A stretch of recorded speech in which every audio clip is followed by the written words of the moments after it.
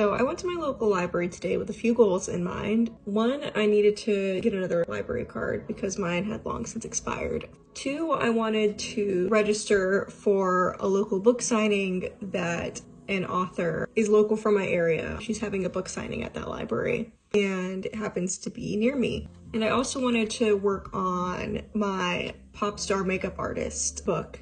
So I got the library card. I had noticed the local author's poster in the lobby and I took a picture of it because I've actually emailed her one time and she emailed me back one time and I was like, hey, I saw your book in our Barnes & Noble and I looked you up and I thought it was inspiring that someone from my area and has like a book deal. She emailed me back and she was very nice, but I was too shy to ever email her back. So I took a picture of the poster and was like, ha ha ha, my friend. Not really my friend. So I was wandering around the library and I look in one of the study rooms just because it has glass. I was just looking around.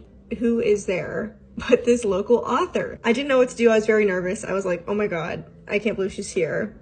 Cause I had thought, I was like, it'd be so funny if she was here. So I look and she is here and I start freaking out. I'm like, oh my God, is it like weird to say hi? I kind of walk away cause I'm like, it would be weird if I said hi. I noticed that the library has like a bunch of displays featuring her book and it made me like really emotional to think that maybe my local library, if I ever finish a book, maybe I could have that too. I never ended up saying hi to her. I signed up for the book signing though, so maybe that's a less weird place to say hi to her. I looked at her Instagram, this was a couple hours later, just to see like, was that really her? Or maybe it was someone else that looked like her. But she had literally posted that she was at the library in a meeting room working on a newsletter. And I'm like, oh my God, thank God I didn't say hi because I would have looked fucking creepy. I swear to God, it was just a coincidence.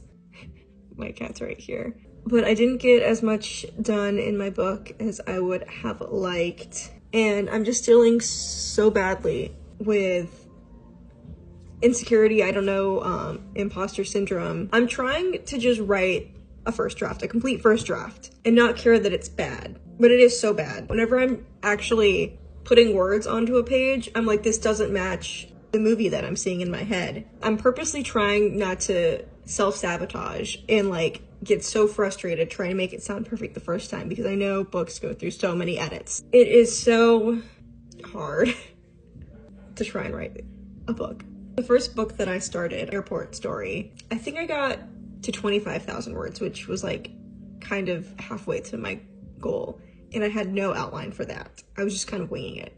And I got to the halfway point. It was pretty easy to get to the halfway point. But then once I got to the halfway point, I'm like, oh my God, I don't know what to do. And even after I kind of like try to make an outline and like figure it out, I'm like, I feel so paralyzed. And simultaneously, I also had this idea for this pop star series that I'm gonna maybe start.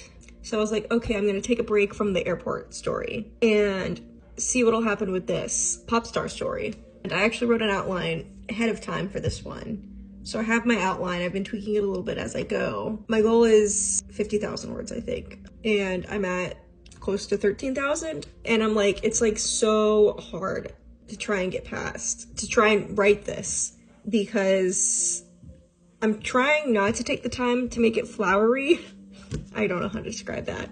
To like obsess over everything sounding perfect. I'm just trying to get like actions, like general feelings, and I can go back and add like metaphors and whatever later. But I just feel so discouraged looking at this partial first draft, being like, this shit sucks. And I want to give up, but I don't want to give up. The movie for Red, White, and Royal Blue just came out, and I loved the book, and I watched the movie. It's just like, there's like a tightness in my chest that I'm like, God, I want people to love my story like I love so many other people's stories. I just want people to love my book and take pictures with it and annotate it and have favorite quotes and maybe get like pins and shit. I don't know, stickers, I don't know. But that feels so unattainable.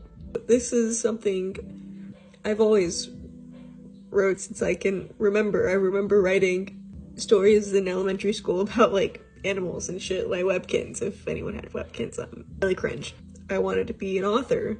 I got discouraged in multiple phases of my life. I would go through phases of writing and phases of not having any words that I wanted to say, and I haven't written in a long time. I had quit writing stories in elementary school, and in like middle school I wrote songs, and in high school I wrote poems for boys that I liked, and I stopped writing after one boy hurt me, and I hadn't done it since. But then I got inspiration for the airport story, and I was like, I'm just gonna see what happens. I feel like I have so much potential just like underneath the surface that it's so hard to try and reveal that when I'm fighting against my insecurities of being a bad author. I don't want to use a pen name. I want to use my real name. I want to see Marissa Atwell on the front cover of a book.